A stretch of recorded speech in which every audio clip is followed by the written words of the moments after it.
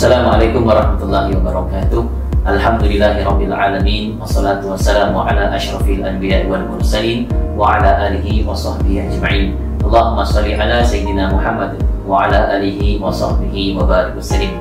Baiklah tuan-tuan dan puan, bersua kita kembali di dalam rancangan Duit Family, di mana perkara ini membincangkan berkenaan dengan tajuk pengurusan keluarga menurut Islam. Pengurusan kewangan keluarga menurut Islam, maafkan saya. Baik, sebelum kita akan meneruskan pada perbincangan kita pada hari ini, jadi saya ingin menyarankan agar tuan-tuan dan puan like dan share kepada saluran ini di dalam YouTube, Facebook, Instagram dan juga Twitter. Baik, kembali ke dalam tajuk kita, dan Alhamdulillah bersama kita pada hari ini iaitu yang berbahagia Profesor, penolong Profesor Dr. Nurliza Haslin binti Muslim daripada KLNUC. Selamat datang Doktor, sekali lagi berjumpa kita dalam episod yang kedua kali ini. Dan insyaAllah tajuk yang kedua pada hari ini adalah berkaitan dengan konsep utility dalam ekonomi. Baik, bagi saya Doktor, mungkin saya kurang arif berkenaan dengan maksud utility itu sendiri. Jadi mungkin Doktor boleh menjelaskan berkenaan dengan definisi konsep utility dalam ekonomi. Silakan. Terima kasih Farhan. Dalam perspektif Islam, manusia merupakan ciptaan Allah yang dijadikan dengan sebaik-baik kejadian. Oh ya Doktor, ini bertepatan dengan surah At-Tin ayat keempat yang Allah Subhanahu Wa Taala sebut di dalam Al-Quran, laqad khalaqnal insana fi ahsani taqwim. Allah menyatakan dia menciptakan manusia dalam sebaik-baik kejadian. Betul Doktor? Okey. Namun demikian, menurut ahli psikologi Sapora dan Rohaya, walaupun manusia telah dijadikan dengan sebaik-baik kejadian dan semulia-mulia kejadian, namun manusia tetap mempunyai keterbatasan dan kelemahan. Antaranya adalah sifat pelupa seperti dalam surah Taha ayat 115, dan ini membuktikan bahawa manusia juga mempunyai ketidaksempurnaan dan tidak semua perkara manusia mampu melakukannya dengan sebaik-baiknya. Oleh itu, dalam topik kepuasan diri, manusia juga mempunyai tahap kepuasan diri yang berbagai dan juga ingin memenuhi kehendak, akal dan nafsu dalam menjalani kehidupan seharian. Dan daripada segi konsep kepuasan diri dan daripada sudut perspektif Islam dan psikologi Doktor, bagaimana pula Doktor ingin menguraikan berkenaan dengan tajuk ini? Kita membincangkan dulu perspektif psikologi barat. Rogers dan Maslow menyarankan bahawa manusia mempunyai beberapa tahap kepuasan. Maslow mengutarakan 5 tahap kepuasan. Ini memang kita pernah belajar ni Doktor ni. Ya, betul. Siapa yang belajar Mascom, bisnes, pengurusan, memang sangat popular teori Maslow ini. So Maslow membahagikan tahap kepuasan kepada 5 tahap.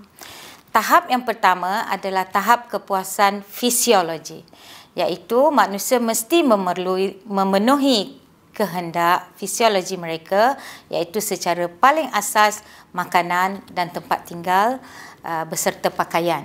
Ya, ini tiga perkara asas yang perlu dipenuhi oleh manusia.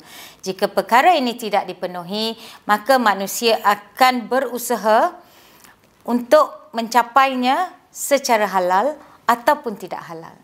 Contohnya, jika mereka tak ada duit, maka mereka akan mencuri. Sebab mereka perlu mengisi perut yang kosong, perlu melindungi tubuh mereka, menutup aurat mereka, dan juga perlu rumah ataupun tempat kediaman untuk berlindung dari panas dan hujan. So, tingkat kepuasan yang kedua adalah tingkat kepuasan tentang keselamatan. So, manusia harus mempunyai keselamatan dalam pekerjaan mereka, keselamatan dalam kehidupan mereka, dan juga keselamatan dalam fizikal mereka. Contoh, sebab itu sesebuah negara, sesebuah kerajaan harus menyediakan sekolah, ruang pekerjaan yang cukup, ruang kesihatan, mendapat khidmat kesihatan yang mencukupi dari kerajaan, sebab ini adalah perkara asas yang memberi kepuasan kepada kehidupan manusia. Yang ketiga, tingkat yang ketiga, setelah memenuhi tingkat 1 dan tingkat 2 tadi, kita beralih kepada tingkat yang ketiga iaitu kepuasan dalam bermasyarakat. Maknanya keperluan kepada berkasih sayang, keperluan kepada perkahwinan, keperluan kepada menggabungkan diri dalam aktiviti-aktiviti sosial masyarakat dan sepenuhnya. Dan seterusnya. Setelah kita mempunyai kepuasan dalam ketiga-tiga tingkat tadi, maka kita beralih kepada tahap kepuasan yang keempat, iaitu apa yang kita panggil sebagai self-esteem.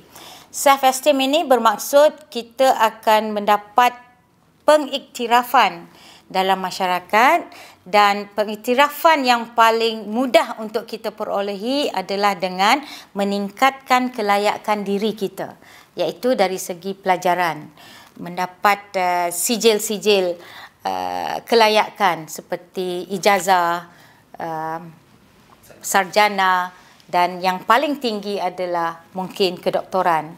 So apabila manusia mendapat ketiga-tiga tahap ini, sepatutnya mereka akan mencapai tahap yang paling atas, iaitu kita panggil self-actualization. Manusia yang mempunyai self-actualization ini mempunyai tahap kepuasan kendiri. Maksudnya, apabila kita berada di tahap yang lebih bawah, so kita memerlukan kadang-kadang motivasi luaran untuk kita mencapai kepuasan.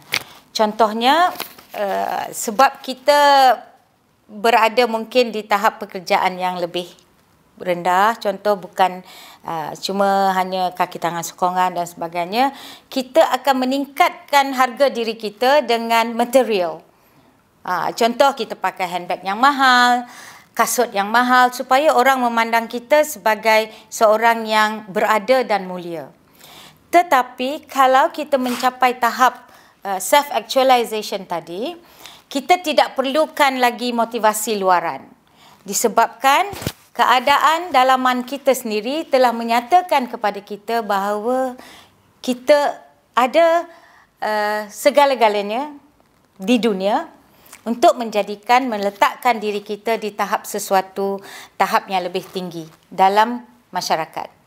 Sebab itu kadang-kala kita tengok mereka-mereka yang mempunyai tahap kelulusan yang lebih tinggi, tahap pekerjaan yang lebih tinggi, businessman yang kaya-kaya, kita boleh nampak dia punya kesederhanaan dalam penampilan mereka.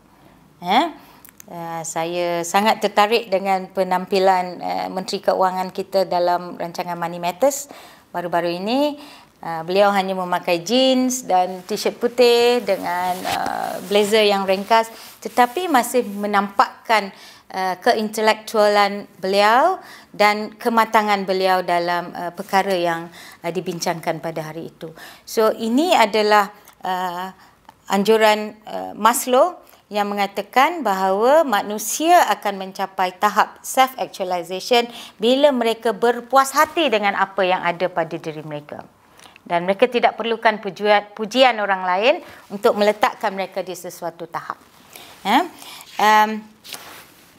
Menurut Rogers pula, manusia adalah sejenis makhluk yang positif, rasional dan realistik, serta sentiasa bergerak maju ke arah kesempurnaan kendiri.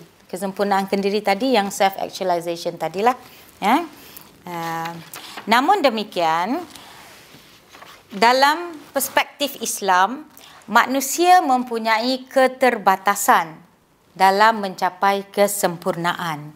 Sebab kesempurnaan itu adalah milik Allah Subhanahu Wa Taala. Dan mengikut seorang pujangga, Khalil Gibran, kesempurnaan itu adalah sebuah perjalanan dan bukan destinasi. Hanya Allah yang memiliki kesempurnaan. Kita manusia sentiasa berada di dalam ketidaksempurnaan. Sebab itu konsep utility dalam ekonomi mencadangkan kepada kita harus mencapai dan berpuas hati dengan kepuasan yang ada bersesuaian dengan sumber yang ada dalam diri kita. Jadi kita tak adalah macam terlalu mempunyai cita-cita yang tinggi untuk mencapai kepuasan diri, yang memang tempoh hari kita dah berbincang bahawa manusia ini mempunyai nafsu dan iman yang lebih, orang yang lebih beriman itu adalah orang yang lebih baik dalam mengawal nafsunya. Ya. Jadi daripada segi pandangan doktor, dengan tajuk kita ni, apa kaitan pengurusan keuangan keluarga menurut Islam ni dengan teori utility dalam ekonomi yang disampaikan oleh doktor sebut tadi? Okey, bila kita membicarakan tentang perancangan keuangan keluarga, yang pertamanya kita harus melihat kepada teori Maslow tadi. Kita harus memberi kepuasan kepada tingkat yang paling bawah. Contohnya, pendapatan yang kita ada, sumber yang kita ada harus mendahului perkara-perkara yang terdapat di dalam kepuasan tingkat pertama, iaitu makan, pakaian dan tempat tinggal. Itu adalah keutamaan kita. Jadi bila kita merancang, maka 3 perkara tersebut harus diberi keutamaan yang tinggi. Kemudian baru kita melihat kepada yang kedua, iaitu keselamatan, pendidikan, kesihatan. So 3 perkara ini harus diberi perhatian. Contohnya, walaupun bukan setiap bulan kita memerlukan perbelanjaan untuk kesihatan, tetapi kita harus mengetepikan sejumlah keuangan untuk kita simpan sebagai dana untuk melayani keperluan kesihatan itu bila tiba masanya. Mungkin keluarga yang sihat tidak memerlukannya untuk dalam tempoh 2-3 tahun. So apabila kita keperluan untuk kesihatan itu datang, kita sudah ada sumber yang mencukupi. Ya. Kemudian barulah kita lihat kepada isu bersosialisasi, rekreasi, pergi bercuti dan sebagainya, dan kemudian terus kepada pendidikan yang lebih tinggi. Pendidikan asas, kita kata kerajaan dah bagi sampai SPM. Selepas SPM itu apa? So kita harus menyimpan untuk anak-anak kita supaya mereka dapat melanjutkan pelajaran di peringkat yang lebih tinggi dan seterusnya. Daripada konsep kepuasan ini, teori Barat dan pandangan Islam mempunyai persamaan dan perbezaan. Teori Barat mengutamakan tentang kepuasan fizikal dan kepuasan emosi. Sementara konsep kepuasan diri menurut perspektif Islam, menurut Imam Al-Ghazali, iman dan wahyu adalah perkara yang paling diberi keutamaan dalam memenuhi kepuasan diri. Ya.